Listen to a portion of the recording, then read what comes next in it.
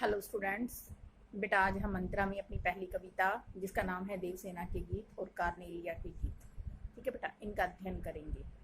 बच्चे जैसे कि आप जानते सभी को पता है कि इसके जो कवि हैं वो हैं फेमस रचनाकार जिनका नाम है जयशंकर प्रसाद। बेटा कौन नहीं जानता उनको। जयशंकर प्रसाद जो है वो आधुनिक काल के छायावादी दौर के प्रमुख स्तंभों में से एक स्तंभ माने जाते हैं, ठीक है बेटा। पंत, प्रसाद, वर्मा और निराला, ये चार जो हैं वो फेमस कवि हैं छायावाद दौर के, ठीक है बेटा। उसी दौर के कवि प्रसाद जो हैं वो सबसे ज़्यादा फेमस हैं। इन्होंने अनेक रचनाएं लिखी हैं बेटा। इनका जन्म जो है वो 1889 में 1889 में हुआ था, ठीक है बेटा। उत्तर प्रदेश से संबंधित हैं ये। साथ ही इनकी अनेक, क्योंकि काशी में इनका जन्म हुआ था, इन्होंने अनेक रचनाएं लिखी हैं। इनकी रचनाएं बड़ी ही फेमस है। कई भाषाओं के ज्ञाता भी ये रहे हैं। इन्होंने खड़ी बोली में बाद में अपनी रचनाओं को लिखा है। देखा जाए तो इनके नाटक जो हैं वो सबसे ज़्यादा फेमस हैं, चाहे वो स्कंदगुप्त लो, चाहे वो चंद्रगुप्त लो, ध्रुव स्वामिनी लो, कितने ही इनके प्रसिद्ध नाटक हैं। ऐतिहासिक नाटकों में इनका कोई तोड़ नहीं है, ठीक है बेटा। वहीं इन्होंने अनेक उपन्यास भी लिखे हैं। इरावती, तितली, ठीक है बेटा। कामायनी, इनका फेमस कामायनी इनकी सबसे ज़्यादा प्रसिद्ध रचना है, ठीक है बेटा, जो खड़ी बोली की रचना मानी जाती है, ठीक है बेटा। इन्हें साहित्यिक सम्मानों से भी सम्मानित किया गया है। इनका निधन जो है वो 1936 ईस्वी में माना जाता है। ज़्यादा लंबा का जीवन काल इनका नहीं रहा, बहुत छोटा जीवन काल था, लेकिन इस छोटे से जीवन काल में इन्होंने महत्वपूर्ण रचनाएं दी हैं, ठीक है बेटा।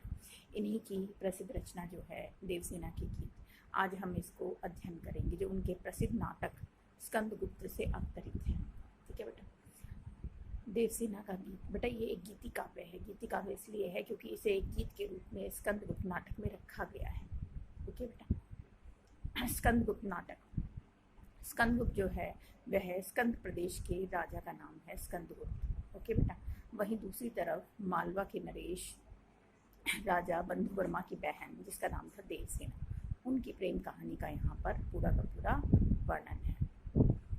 लेखक कहते हैं जयशंकर प्रसाद जी कि मालवा के राजा बंधु वर्मा को जब युद्ध में वीरगति प्राप्त हो गई, उनका संपूर्ण परिवार नाश हो गया, संपूर्ण परिवार नष्ट हो गया, तब जाकर बंधु वर्मा की बहन जो है जिसका नाम देवसेना है, ठीक है बेटा, उसने राष्ट्र सेवा के लिए अपना संपूर्ण जीवन व्यतीत कर दिया। वह भिक्षुणी बन जाती है।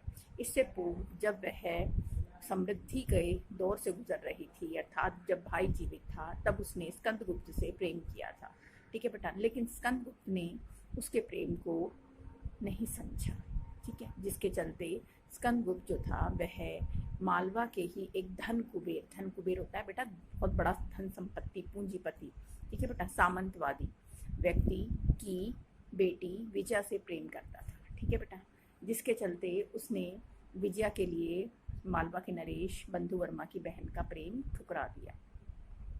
ऐसे में देवसेना ने, जिसने अपना संपूर्ण जीवन किसके प्रेम में बिता दिया था बेटा, स्कंदगुप्त के प्रेम में बिता दिया था, उसे आहत मिलती है, धोखा मिलता है, ठीक है बेटा। जिसके चलते वह बाद में पांडत के साथ, जो कि बौद्ध भिक्षु होते हैं बेटा, उनके साथ वह भिक्षुणी बनकर दर दर भीख मांगती भटकती है, ठीक है बेटा। क्यों? क्योंकि अब उसे लगता है जैसे उसके जीवन में कुछ शेष ही नहीं रहा, ठीक है। ये उसी की विरह वेदना को व्यक्त करने वाला ही कविता है, ठीक है बेटा, जिसे कविता के रूप में यहाँ पे लिखा गया है, लेकिन है ये गीति काव्य, ठीक है बेटा।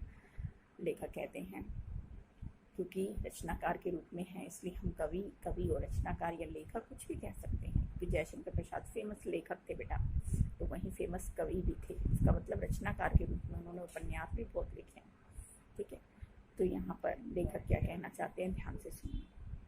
लेखक कहते हैं कि आह वेदना मेले विदाई, यानी यहाँ पर देवसेना अपने दुख को व्यक्त करते हुए कहती है उसे अपने पूरे जीवन में केवल वेदना ही वेदना मिली है, अर्थात पीड़ा ही पीड़ा मिली है। क्योंकि स्कंदगुप्त के प्रेम में पड़कर उसने केवल और केवल दुख ही दुख हासिल किया है, क्योंकि स्कंदगुप्त ने कभी उसके प्रेम को नहीं समझा, ठीक है बेटा। उसका पूरा जीवन स्कंदगुप्त के प्रति ही समर्पित था, क्योंकि वह स्कंदगुप्त के प्रेम की ओर आकर्षित थे। लेकिन स्कंदगुप्त जो विजया से प्रेम करता था, उसने कभी उसके पीड़ा को नहीं समझा, ठीक है बेटा। और केवल और केवल उसे दुख ही दुख दिए, जिसके चलते उसने अपना पूरा यौवन, अपना पूरा जीवन जो था उसी को समर्पित कर दिया। ठीक है, वह उसके प्रेम में इस कदर दीवानी हो चुकी थी कि उसने मान मर्यादा लोक लज्जा को भी नहीं देखा। ठीक है बेटा, ऐसे में जब बंधु वर्मा का निधन हो जाता है, उसका पूरे परिवार का पतन हो जाता है, तब भी स्कंदगुप्त जो है वह उसे शांति देने के लिए या उसे धैर्य बंधाने नहीं आ पाता, जिसके चलते उसे लगता है कि उसका यह जीवन व्यर्थ है और वह अपना सारा जीवन जो है वो देश सेवा के लिए, कल्याण के लिए बिता देती है। ठीक है, लेकिन क्योंकि स्कंदगुप्त को उसने अपना सर्वस्व जीवन सौंपा था, उसके प्रेम में ही वह विरह वेदना सहन कर रही थी, उसके प्रेम को वह छल मानती है। ठीक है बेटा, क्योंकि वह भ्रमवश ही ऐसे व्यक्ति पर अपना जीवन व्यतीत कर रही थी, लुटा रही थी, अपना सब कुछ लुटा रही थी, जिसने उसकी प्रेम को नहीं समझा, कभी भी प्रेम की कदर नहीं की। आज उसे इस बात का एहसास हो रहा है कि वह भ्रम में ही जीवन व्यतीत कर रही थी, उसने भ्रम में ही अपना पूरा यौवन बिता दिया। ठीक है बेटा, जिसकी वह रक्षा करती चली आ रही थी, काश वह पहले ही इस बात को समझ जाती।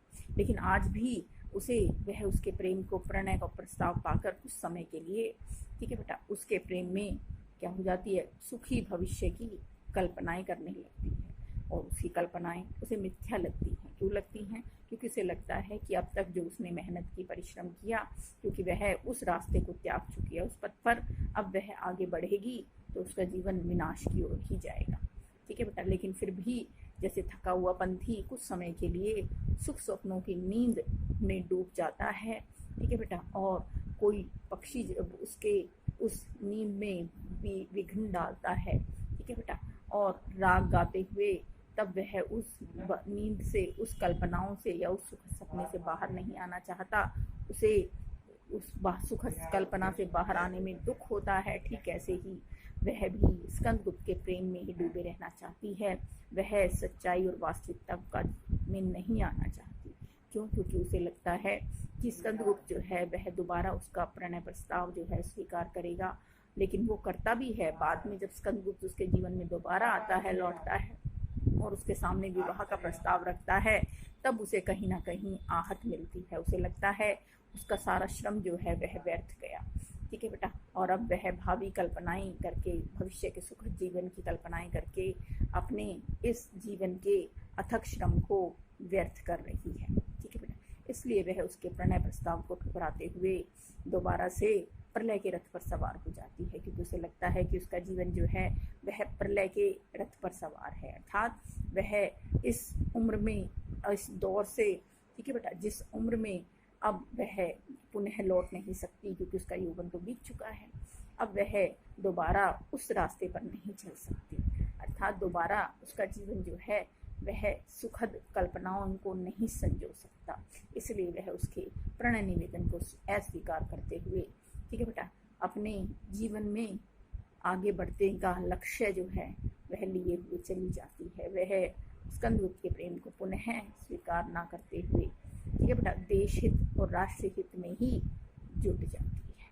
ठीक है बेटा, कुल मिलाकर छोटी सी गीत के माध्यम से देवसेना ने जीवन की वास्तविकता को भी स्वीकारा है। ठीक है बेटा, वो वास्तविकता जिसे हम कई बार झुठला देते हैं।